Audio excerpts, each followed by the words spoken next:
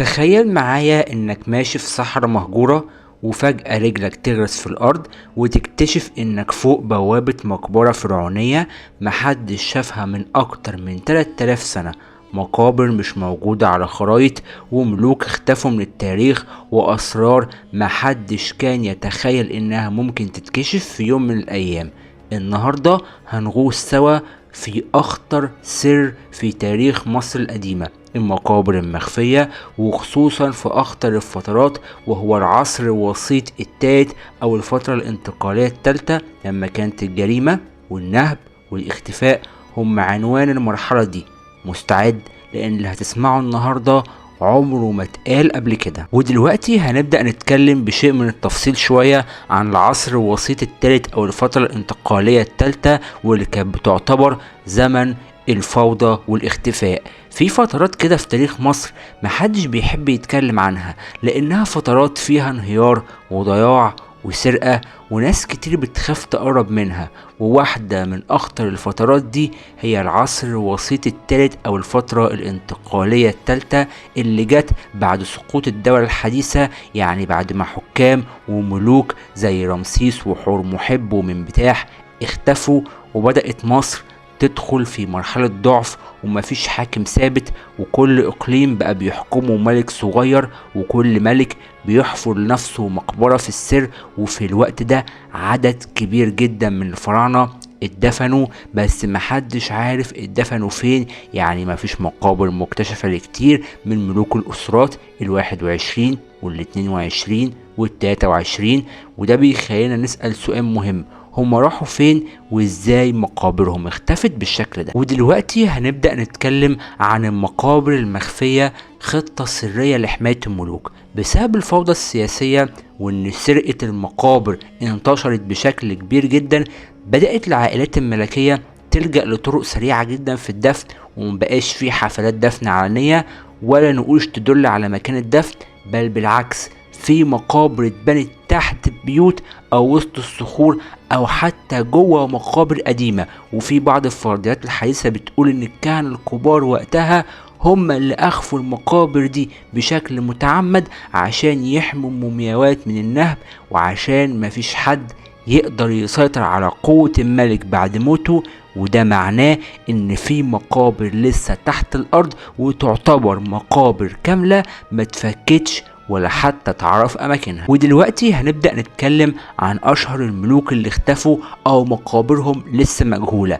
تعالى كده نبص على شوية ملوك مهمين جدا واختفوا كأنهم ما كانوش موجودين. الملك الاول معانا النهاردة هو الملك بيسوسنوس الثاني، من اوائل ملوك الاسرة ال21. اختفى فجأة، ومعاه اختفت مقبرته، رغم انه كان ملك قوي جدا في فترة حكمه. تاني ملك معانا النهاردة هو الملك شوشنق الرابع، واحد من اهم ملوك الاسرة ال22، واللي بيعتقد انه كان عنده نفوذ ديني ضخم، بس مقبرته اختفت فين الله اعلم. تالت ملك معانا النهاردة هو الملك تاكوتي الثاني، ملك ظهر في النقوش بس مش لاقيين ليه مقبرة ولا مومياء. وعدد كبير جدا من الملوك دول مالهمش اي اثر جنائزي، وكأن الارض بلعتهم. بس علماء الاثار دلوقتي بيقولوا لا، هما موجودين بس مستنيين اللي يكتشفهم. ودلوقتي هنبدأ نتكلم على أدلة غريبة على وجود مقابر مخفية، ومن أغرب الحاجات اللي لقيناها كانت في أماكن ما كانتش أصلا متصنفة إن هي مواقع دفن، زي منطقة تأنيس اللي موجودة في الدلتا، واللي تم اكتشاف آثار بتدل إن في ملوك مدفونين تحت الأرض، بس لحد دلوقتي ما عرفناش نوصل لمقابرهم الفعلية أو مقابرهم الأصلية. وتاني منطقة هي منطقة الليشتو أبيدوس، وفي إشارات على وجود مقابر مستخبية جوه كتل جبلية أو متغطية بطبقات سميكة من الطمي، وده كله بيرجع لفيضان النيل السنوي اللي كان بيحصل في مصر القديمة. وفي بعثات اكتشفت حجرات أو غرف أو أوض مقفولة جوه مقابر معروفة، يعني مقبرة جوه مقبرة، وده معناه ان في مقابر مخفية جوه مقابر تانية، ودي كانت تعتبر وسيلة من وسائل التمويه. ودلوقتي هنبدأ نتكلم عن التكنولوجيا الجديدة والكشف عن المقابر المخفية. التطور العلمي لعب دور كبير جدا، وبالتحديد في اخر 20 سنة، وبقى في رادارات ارضية واجهزة تصوير حراري واقمار صناعية بتكشف تغيرات التربة، ودي ساعدت البعثات انها تكتشف اوض تحت الارض عمرها الاف السنين. وبالتحديد في سنة 2020 قدر مجموعة من علماء الآثار يتعرفوا إن في فجوة ضخمة موجودة تحت معبد في منطقة الكاب، وتوقع علماء الآثار إن هي تكون مقبرة ملكية منسية. والتكنولوجيا دي بتقول لنا النهاردة إن في عشرات الفراغات الجوفية في الصعيد والدلتا، ومع كل فراغ منهم في احتمال نلاقي مقبرة الملك أو حتى أسرار تقلب تاريخ مصر من أوله. ودلوقتي نسأل سؤال: هل الكهنة أخفوا المعابد عمدا؟ وفي العصر الوسيط أو في الفترة الانتقالية الثالثة قوة الكهنة فعلا كانت بتنافس قوة الملوك، وفي كهنة كانوا بيحكموا فعلا مناطق كاملة. وفي بعض النصوص النادرة بتقول ان الكهنة خبوا مقابر الملوك، وده خوف من اللعنات او يتم استغلال قوتهم السحرية بعد الموت. يعني كان في صراع ما بين حماية المقدسات والاستفادة منها.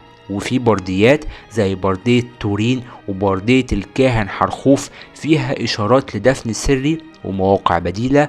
والسر هنا ان الكهنة ممكن يكونوا هم نفسهم الحراس واللصوص في نفس الوقت. ودلوقتي نقدر ان احنا نسأل سؤال مهم جدا: هل ممكن نكتشف المقابر دي قريب؟ ايوه، وكل يوم بيعدي العلماء بيقربوا خطوة. في بعثات مصرية واجنبية شغالة في الوقت الحالي على مشروع في منطقة ابيدوس، والمشروع ده بيدور على ملوك الاسرة 23.